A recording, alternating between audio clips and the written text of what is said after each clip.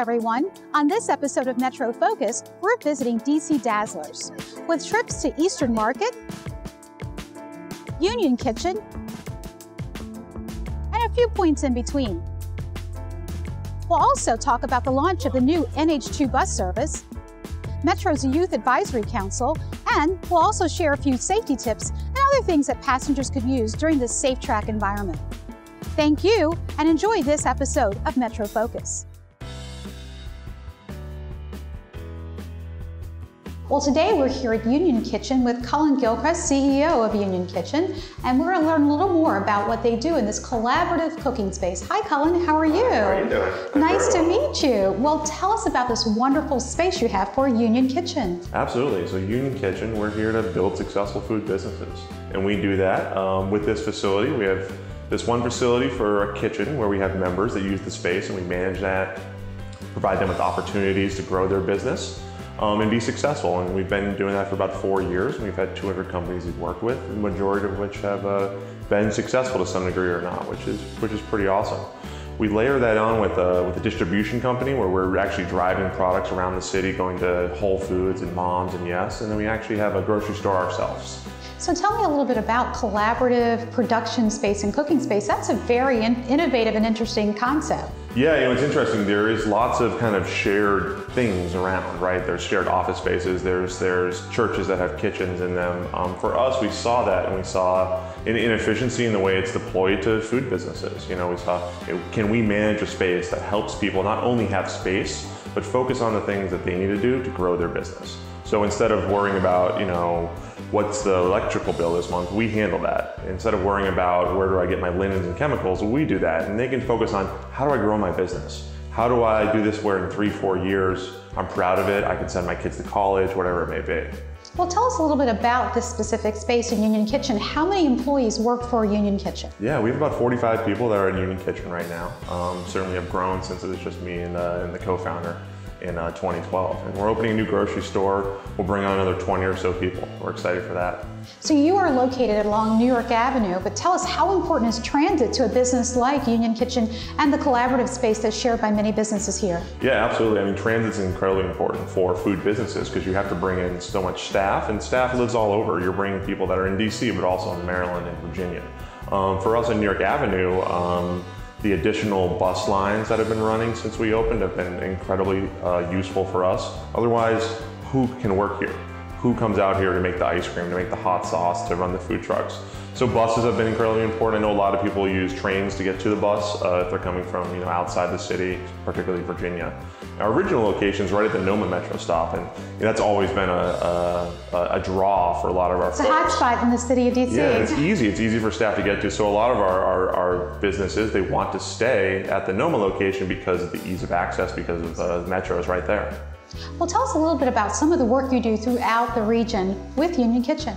Yeah, we are trying to grow successful food businesses, and 30 of our businesses have left our kitchen and opened up their own storefronts around the city. It's kind of like an incubator. You guys have incubated great talent, teaching people the business model, and they're able to kind of fly off on their own. Exactly. That's the idea. And we always say we want to build the city that we want to live in. We want to build the community that we want to live in and be a part of. So for us, seeing these members grow, open up their own storefronts, bring diversity, bring vibrancy to our streets, bring interest to Washington, D.C., that's really powerful, and we're happy to be a part of that. And we're really trying to grow that and at the same time grow products. Our goal here is to support a whole bunch of businesses. And these are businesses that are food trucks, they're caterers, they're bakers, but it's also people that are making hot sauce or iced tea, or they're trying to grow an empire of small food businesses. There's a whole lot of that, and our job is to support that. So we bring in the equipment, we bring in 16,000 square feet. As you look through the space, you'll see that really our push is to grow for larger production. So we have pallets everywhere now, which is a growth from shelves. And then we have the ability to move product around the region from here. And then hopefully we have brands that are able to move from the region even in further. And that's, I think, the real difference that we hope to make.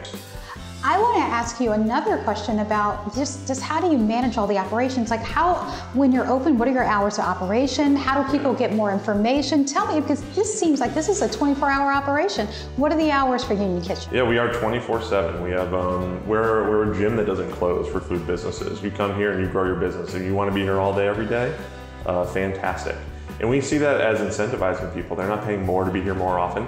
They're here to grow their business. So yeah, we're here 24/7. My staff is here 16 hours a day, maintaining the facility, cleaning it, making sure that it's safe to work here, doing all that. It seems like you're even helping to stabilize this community. I remember it was just in recent years that this was really not a utilized space. You guys have kind of come in and helped stabilize the region. Yeah, as we came to this location, there was not really any other businesses on the block or in the blocks around here. And I think what drives stability is people, having people that are coming to work, having people that are walking around, people that are demanding services, whether it's bus lines or police, or just, there was an Ivy City block party this last weekend, which is certainly something new and really cool. Yeah, I think our presence certainly helps with that. And then as we see other businesses come to the neighborhood, we kind of all grow with that. Well, if folks want to get information about Union Kitchen and how they can get in touch with you, where should they go? Yeah, they should go online, unionkitchendc.com.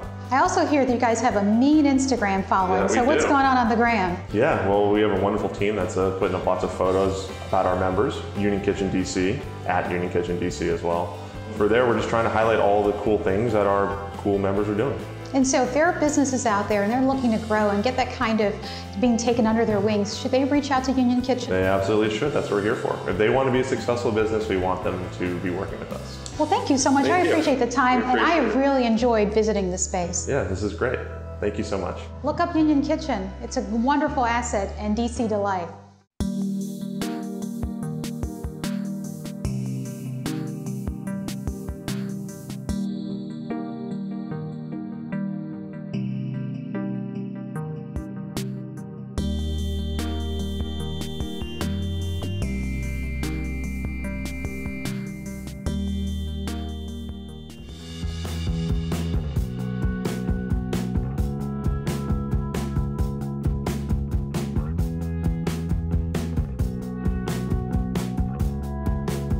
This month, Metro is launching a new NH2 bus route service.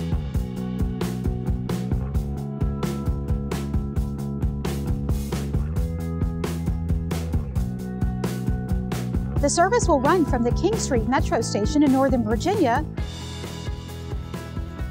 to National Harbor.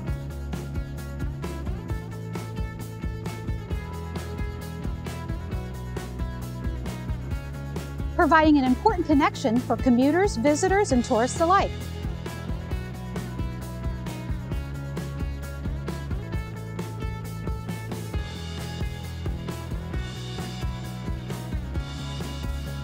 For more information, visit our website at wmata.com.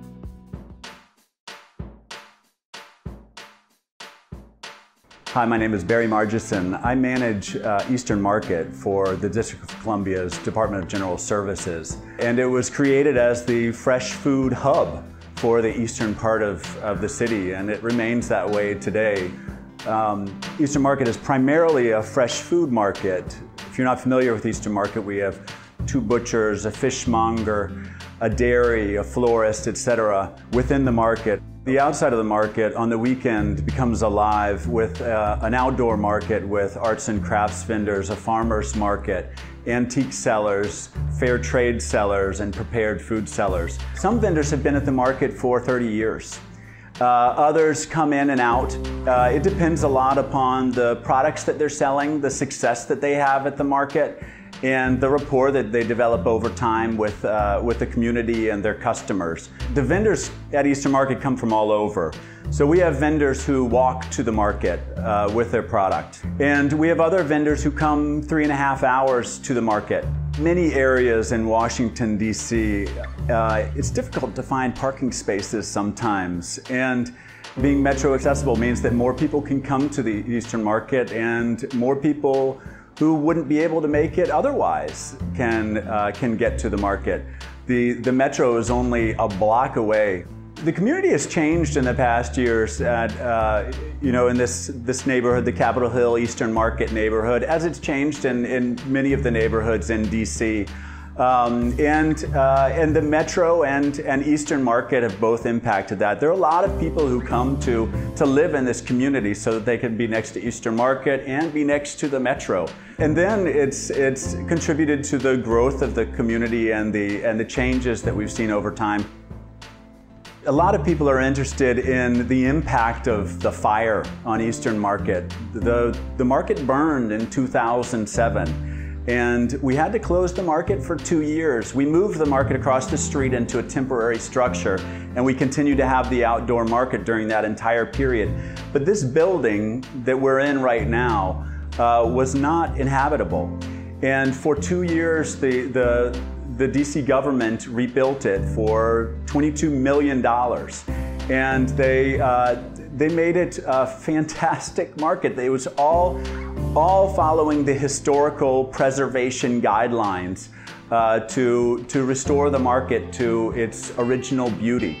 And then add things that they didn't have back in 1873, of course, like air conditioning and heating. So it's a wonderful market, and even better than it was back, prior to 2007 now. Our customers would be very different if the market wasn't metro accessible.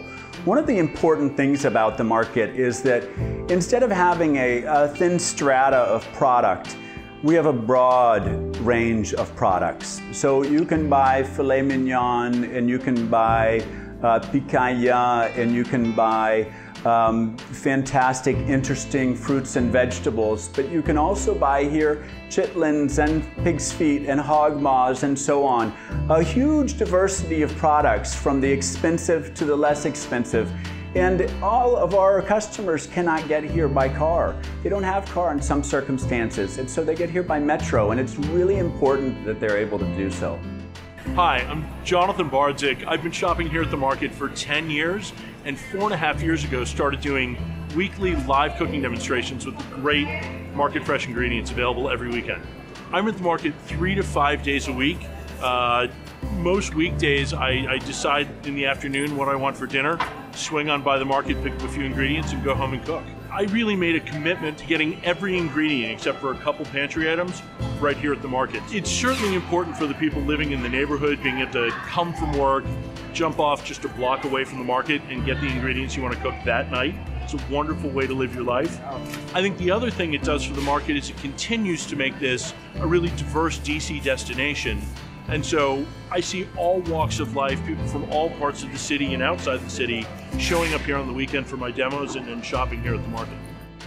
Probably one of my fondest memories would be one of the potlucks that we had. We often will roast a pig. The potluck started about 3 years ago, and was mostly just vendors who were coming to the potluck. An opportunity for them to get to know each other. When they're here at the market, they're in their stands. They don't have much of an opportunity to leave their business, except to run to the bathroom quickly and come back and start selling again. And so this is an opportunity for them to share some downtime together and relax and enjoy each other's company and get to know each other, frankly. And we began doing it on a semi-annual basis. It was hugely successful. It was the first potluck, and we invited the whole market. And we got about 70 people who were going to come, and about 85 or 90 people showed up with about 100 different dishes. So some people, you think about potlucks and you think about people showing up and bringing a small amount or forgetting or something like that. That didn't happen here. Everybody brought something and more. And all of the dishes were so interesting. Many things that I'd never heard of, never tasted before in my life. Since we have such a diverse vendor mix and merchant mix, you get foods from the Philippines, you get food from China, you get food from Thailand, you get food from all of South America, from all of Africa. And they're made by people who grew up and lived in that country much of their lives. The market's open from Tuesday through Sunday. From Tuesday till Friday, it's open from 7 to 7. On Saturday, it's open from 7 to 6. And on Sunday, it's open from 9 to 5. The outside market is year-round. So whatever time of year, you'll always find outdoor vendors here. I like the people. There's such a diversity. And when I say the people, I'm talking about the residents, I'm talking about the commercial businesses that are here. There are a lot of small businesses up and down the street. And then the vendors and the merchants and our internal staff, which is fantastic.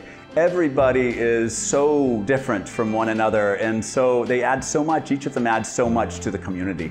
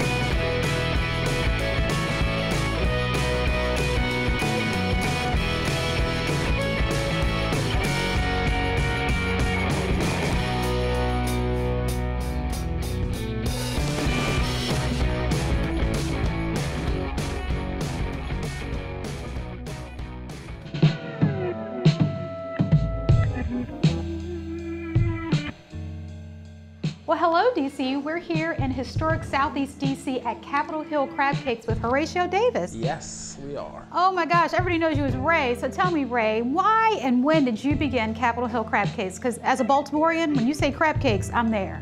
Well, you know, as a Washingtonian, we feel that, you know, Baltimore is stealing some juice. I mean, really? We're close enough that we can actually share the crab cake. That was a lot of the thinking behind it, because actually, like me growing up in this neighborhood, I know a lot of people that travel miles on miles to get a good crab cake. So if I could bring a great crab cake to Southeast, which is the heart and soul, I felt like that's doing some justice. So how did you, or when did you come to this location? I seen the lease come up for this building, and my dad has a house across the street from here, and I was like, oh, that's wow. So you really are from the neighborhood. Yeah, born and raised. Wonderful. So that's about giving back to the community and bringing something that people really need. You're employing folks, you're providing a good meal. So how does it feel to be an owner of a business in the community in which you grew up? It's a great feeling. It's a great feeling on certain levels, just because we're Anacostia and we're right in between Ballou and Anacostia. Right. So me being a 30-year-old black male in the times that's going on right now in America, I feel like I'm what this neighborhood needs. Not so much me to make it about me, but the visual of a young man who just chases dreams and didn't have to do anything outside of the box to get there. If anything that some of these kids or young people in this neighborhood can learn is like, don't give up, stay resilient, you know what I mean, just to keep going through it, you know. DC's a very resilient town anyway, if you think about it. I agree. In the last 10 to 15 years, like they're very resilient, they bounce back very well. So personally, I want my vision, like I want people to see me as, hey man, that's a young man from Southeast, but look at him, he's made it. He's went through whatever challenges he had to go through, but he actually made it, so. So tell us about your menu. I mean, you have crab cakes. You're a chef, so tell us a little bit about the variety of crab cakes and what you add on that makes your crab cakes, well, let's say a little different than the Baltimore crab cake. Well, definitely, I can't give you all the ingredients, but what I can tell you is we have the best crab cake on this side of the bridge. Come get it. Matter of fact, I don't want to be arrogant, but we have the best crab cake. So what is the best-selling crab cake? Just a regular jumbo lump crab cake. Jumbo lump? Jumbo lump crab cake, no filling. Healthy for, you said no filling? No filling. I think you're talking my language. Yeah, we leave a filling to you Baltimore people. Really? Yeah. Wow. We just wanted to chase the crab, you know what I mean? Like we named it Capitol Hill Crabcakes, so we wanted to make crab in abundance, like just crab. What's your specialty, your favorite crab cake to make? I created a crab cake called the Olivia Pope. And wow, sounds like my kind of crab cake. yeah, I think you would love it. Like it was really good. It's like a basically jumbo lump crab cake, and I make a scallop mousse. Take a scallops and make mousse with it, and use the scallops to bind the crab cake. A little bit of saffron, a little bit of other things. Wow. Yeah, it's a really good crab cake. So one of the things I really like, not only about the menu and the fact that you are one of the founders of the business, you are the founder of the business, is the fact that this is transit accessible. You're located on Good Hope Road, which is a great transition. So it seems like employees, customers, anybody can get here to get a crab cake. You literally walk in maybe 3 blocks from Anacostia. You can jump off the 90 bus. You can jump off the 92. So people have no excuse. They can even walk. They have no excuse for not coming to Capitol Hill Crabcakes. You can literally walk. And DC is a walkable town, so yes, you can easily walk. And honestly, we're literally less than a mile from Capitol Hill. You cross that bridge, you're in Eastern Market. So we're very accessible. You can catch us on Instagram. We're on Instagram at Cap Hill Crabcakes. We're on Facebook at Capitol Hill Crabcakes, and we open at 11 and we close at 10. Only time we're closed will be the first Sunday of every month. The first Sunday we take that off and do kind of like a family time, because most of my staff is family. So you know, when everybody's working, you really don't get a chance to do little things in your life or have that time to spend with the family. So sometimes we'll close down and just have an event here for us. You know what I mean? I like that. Well, I'll tell you what, thank you for being a positive influence in the community. Thank you for bringing a local business to Southeast DC. And I want to tell you, I hope folks out there come into Capitol Hill Crabcakes. We're going to do our part to talk about local business and supporting local business. Thank you, and we appreciate you guys for showing us the love. I mean, I know everybody doesn't always come down here, so, you know, thank you. Well, Metro does. Metro does. It's great to meet you. Definitely, Metro does. Metro does everything. We love that. Thank you. Thank you.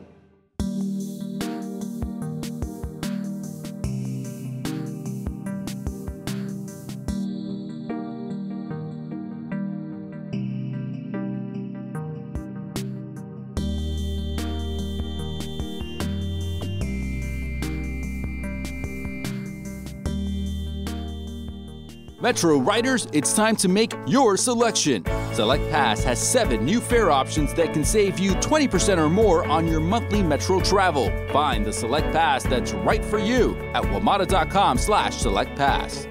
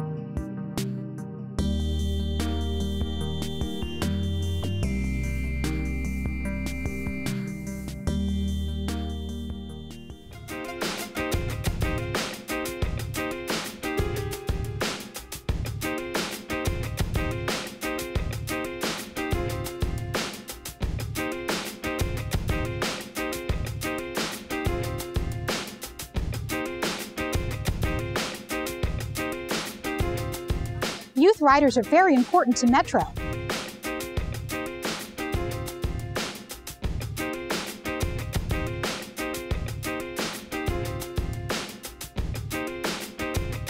It is important that Metro has an open line of communication that allows our student riders to share their interests, comments, as well as their concerns to help make the service work for our students. This month, Metro hosted a Youth Advisory Council that allowed students to share important insight about the youth rider experience, as well as to help improve the system. Student participants in this month's Youth Advisory Council had a unique opportunity to work with Metro staff, local community activists, as well as local celebrities. So my name is Core Kendricks. I play Black Rambo on the hit TV show Empire. I'm here pretty much to tell my story, how I started, where I've come from, Chicago, Milwaukee, plenty of different places, different neighborhoods, different experiences. So I'm just here to pretty much give motivation to kids and let them know that, you know, no matter what your past was, that doesn't dictate your future. So I'm just here to just give them my story and hopefully shed some light on things that we need, need to work on and resolve.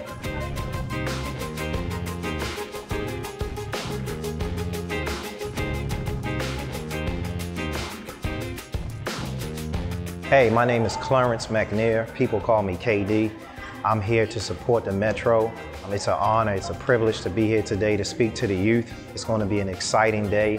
My purpose of being here is to hope that I could touch someone today and maybe empower them, inspire them to do something amazing and just to improve, the Metro and the community.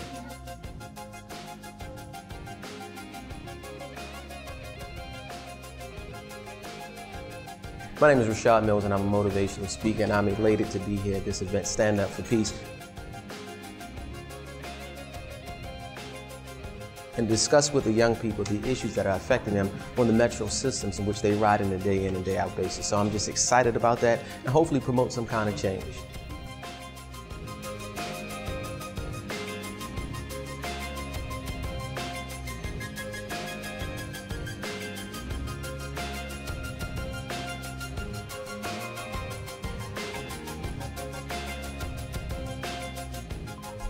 If you're interested in participating in the Metro Youth Advisory Council, please check the website at WMATA.com.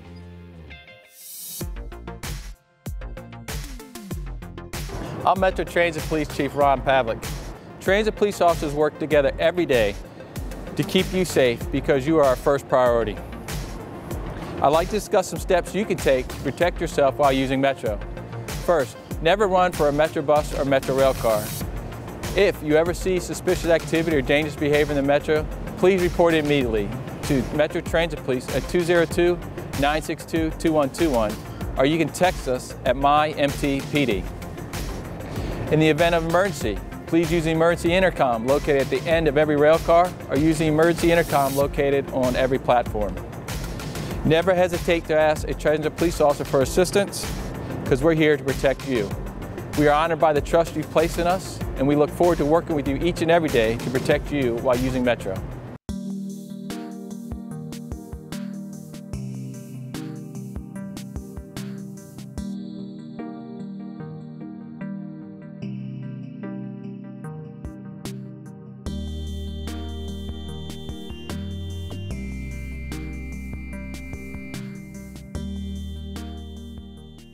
On the next episode, we'll visit Virginia for a few exciting things that Metro has to offer.